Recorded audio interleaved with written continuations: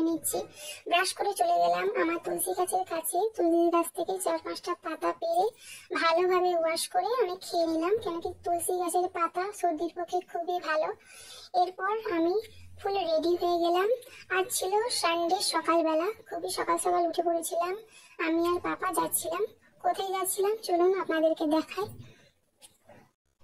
দেখুন সকালবেলায় ব্যাঙ্গালোরে সব দোকান কিন্তু খোলে না সানডেতে। নিয়ে পড়েছি लकड़ी की काठी, काठी पे घोड़ा, घोड़े के दुम पे जो मारा हथौड़ा, दौड़ा दौड़ा दौड़ा। দেখুন আমি কিন্তু গান গাইতে গাইতে চলে এসেছি মাছের দোকানের কাছে। এখানে পাপা নিচ্ছিল মাছ, অনেক রকমের মাছ ছিল। আর আমি খুব বোর ফিল করছিলাম, তাই এখানে একটু ফাঁকা জায়গা পেলাম, আমি চলে এলাম খেলতে। আর এদিকে দেখুন শুধু সবুজ আর সবুজ, খুব সুন্দর সকালটা লাগছিল। একটা মাছ রাখা ছিল যেটার নাম আমি জানি না, আপনারা জানলে কমেন্টে অবশ্যই জানাবেন। আর এখানে ছিল কাতলা, রুই, গলদা চিংড়ি, পাবদা চিংড়ি, আর ছিল পাঙ্গাস, রূপচাঁদ, বিভিন্ন ধরনের মাছ এবং অনেক অনেক অনেক বড় বড় মাছ। আর এখানে ছিল লেজে বাঁধা, যেটাকে বলে। কোনো মাছের নামই আমি জানি না, আমার পাপা আমাকে বলে দিচ্ছিল, তাই আমি বলতে পারছিলাম। এই দেখুন এখানে চিংড়ি মাছ, অনেক অনেক মাছ আছে এখানে। আমার চিংড়ি মাছ খেতে খুব ভালো লাগে, আপনাদের কোন মাছটা খেতে বেশি ভালো লাগে অবশ্যই জানাবেন।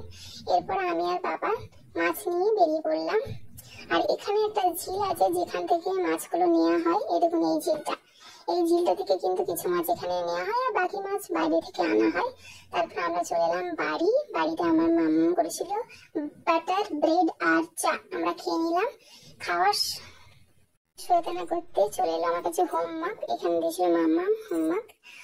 আর এখানে আমি কানাডা লিখেছি, কানাডা করার পর মাম্মা দিয়েছিল কিছু প্লাস মাইনাস গুলো সলভ করতে না করতে আমার কাছে চলে এলো কি গরম গরম মাছ ভাজা। ছিল কাতলা মাছের মাথা। আমি এই নতুন নতুন মাছের মাথা খেতে শিখেছি, তাই মামাম যখনই মাছ হয় আমাকে মাছের মাথা দিয়ে দেয় একা একা, যাতে আমি খেতে শিখতে পারি আরো ভালো করে। তো মাছের মাথা খাওয়ার পর আমি চলে এলাম গোসল করে এখানে আমার চুল শুকাতে। পুরোপুরি এই যে দেখুন কত রোদ, এই রোদে আমি ভালো করে আমার চুলগুলো শুকিয়ে নিলাম, কেন কি চুল না শুকিয়ে আমার আরো বেশি বেশি সর্দি করে যায়। এরপর চুল শুকিয়ে আমি চলে এলাম লাঞ্চ করতে। লাঞ্চে কি ছিল দেখাই, কাতলা মাছের ঝোল, আর এখানে আছে আমের চাটনি, আর এখানে ছিল আর এখানে গরম গরম ভাত। আহা খুব সুন্দর লাগছিল খেতে। আমাকে খাইয়ে দিচ্ছিল। আমি খাওয়া দাওয়া করে চলে এলাম বেডে। আমার গুড়িয়া রানীকে নিয়ে শুয়ে পড়লাম। এই দেখুন এটা হলো আমার গুড়িয়া রানী। সন্ধ্যেবেলায় উঠে রেডি হয়ে চলে যাচ্ছি কোথায়, চলুন দেখাই কোথায় যাচ্ছি আমরা একটু। দেখুন প্রচন্ড হাওয়া এখানে। চলে এলাম ডিমার্টে। ডিমার্টটা হলো ব্যাঙ্গালোরের তিলকনগরে। এই যে দেখুন আমরা এসে পৌঁছে গেছি।